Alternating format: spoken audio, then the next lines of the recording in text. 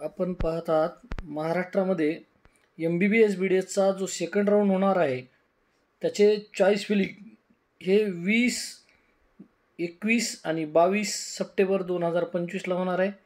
त्याचे seat matrix आलेले आहे, यानुसार कट ऑफ काय येऊ शकतो हे सांगणार आहे। यामध्ये प्रथम आपण पाहणार आहोत टोटल कॉलेजला सीट किती राहिलेले आहेत। आता ह्या 46 सीट ह्या जे कॉलेजला राहिलेले आहेत, जे टॉपचे कॉलेज आहेत तिथे सीट थोड्या जास्त राहण्याचं कारण म्हणजे ऑल इंडियात एम्सला गेलेले विद्यार्थी या ठिकाणी जॉईन न होता सेकंड राऊंडला। आता 128 ह्या GS मेडिकल कॉलेज जे टॉपचं कॉलेज आहे मुंबईचं GS कॉलेज, या ठिकाणी 128 सीट व्हॅकंट आहेत 250 पैकी। त्याचं कारण तिथले सर्व विद्यार्थी एम्सला गेल्यामुळे इकडे जॉईन नाही झालेले आहेत। आता इकडचं ॲडमिशन काढून गेलेले आहेत कदाचित झालेले, पण हे 45 ह्या पुण्यातील कॉलेजचे BJ पुणे कॉलेजच्या सीट आहेत।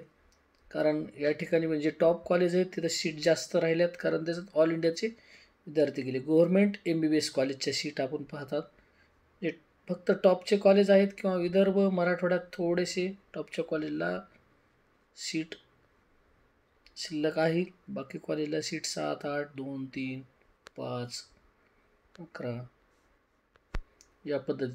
आता ह्या 17 सीट एक वाढलेल्या आहेत यावर्षी। प्रथमच महाराष्ट्रामध्ये एक नवीन ESIC medical college Andheri Mumbai इथं झालेलं आहे आणि महाराष्ट्रातील विद्यार्थ्यांकरता इथं स्टेट कोटा राखीव राहिलेला आहे। सर्व कास्टचा मिळून SC ST VJ NT1 NT2 NT1ला एकही नाही जागा, NT2 NT3ला नाही, इथं OBC SC SCBC एक लेडीजला आहे, EWS असे ओपनला 4 अशा टोटल मिळून या ठिकाणी 17 जागा या महाराष्ट्रातल्या विद्यार्थ्यांना यावर्षी। एक कॉलेज गव्हर्नमेंटचं वाढलं पण जागा मात्र 17च वाढलेल्या आहेत। त्याचप्रमाणे तुम्हाला ह्या सीट बाकीच्या ज्या आहेत ते एकदम गव्हर्नमेंट कॉलेजच्या कमी आहेत, फक्त टॉप जे कॉलेज होते तिथं सीट शिल्लक आहेत, कारण ते एम्सला किंवा ऑल इंडियात जॉईन झाले विद्यार्थी त्या ठिकाणची। बाकी ह्या गव्हर्नमेंट कॉलेजमध्ये एकच कॉलेज वाढलं, 17 जागा वाढल्या। आता एकूण जागाचा जर विचार केला म्हणजे यावर्षी आता ज्या जागा शिल्लक राहिलेल्या आहेत गव्हर्नमेंट कॉलेजच्या, त्या टोटल जागा ह्या 557 शिल्लक राहिलेल्या आहेत आणि एकूण कॉलेजची संख्या मात्र या ठिकाणी 42 झाली 41च्या जागी। आता ESIC एक कॉलेज वाढल्यामुळं आणि 557 जागाच बॅलन्स राहिलेल्या आहेत। इथं जाकी टोटल जागा महाराष्ट्रासाठी पहिल्या राऊंडला 4981 होत्या, त्यापैकी आता 557 जागा ह्या शिल्लक आहेत या राऊंडला। याच पद्धतीत जे आपले महाराष्ट्रातले प्रायव्हेट ज्याला सेमी म्हणतो त्या कॉलेजच्या पण सीट आपण बघून घ्या। प्रत्येक कॉलेजच्या 20, 22, 30, 35 अशा राहिलेल्या आहेत। फक्त 132 ह्या 150 पैकी वेदांता पालघर या ठिकाणी फी यावर्षी कमी झाली। 15,57,000 फी असताना सुद्धा विद्यार्थी जॉईन झाले नाही फर्स्ट राऊंडला आणि या ठिकाणी 132 जागा 150 पैकी शिल्लक आहेत, म्हणजे 18च विद्यार्थी जॉईन झालेले आहेत फर्स्ट राऊंडला या ठिकाणी। याचप्रमाणे ह्या प्रत्येक कॉलेजच्या जागा आहेत। हे सिंधुदुर्गच्या थोड्या 55 जागा आहेत जास्तीच्या, सिंधुदुर्ग येणं तासगावकर ह्या 85 जागापैकी 50 जागा ह्या या राऊंडला आलेल्या आहेत। इनकी साळवेला ह्या 50 जागांचं इथं एक्सटेन्शन झालेलं आहे। 50 सीट या ठिकाणी वाढलेल्या आहेत प्रायव्हेटला एकही कॉलेज वाढ झालेलं नाही मागील पेक्षा, फक्त सीट वाढल्या आणि हे 114 ज्या जागा आहेत इथं 100 सीट वाढलेल्या आहेत या राऊंडला। RK Damania medical college and Shri Ramchandra institute Sambhajinagar Hedgewar हॉस्पिटलचे हे कॉलेज आहे आणि या ठिकाणी 100 सीट वाढलेल्या आहेत।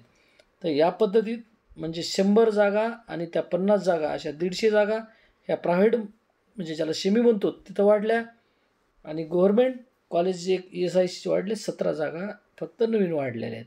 तर टोटल जागा आता या ठिकाणी 950च रिक्त राहिल्यात प्रायव्हेटच्या. त्यापैकी 411 ह्या मॅनेजमेंटच्या सीट्स असल्यामुळं आपल्याला 85% जर विचार केला तर 541च जागा ह्या विद्यार्थ्यांना राहिलेल्या असल्यामुळं आपल्याला जास्त काय फायदा होणार नाही. प्रायव्हेट आणि गव्हर्मेंटचा जर विचार केला तर 2 मार्कानं जास्तीत जास्त कट ऑफ 1 ते 2 मार्कानेच MBBSचा मागील राऊंडचा आपण कट ऑफ सांगितलेला होता, त्यानुसार 1 ते 2 मार्कानं कमी राहू शकतो.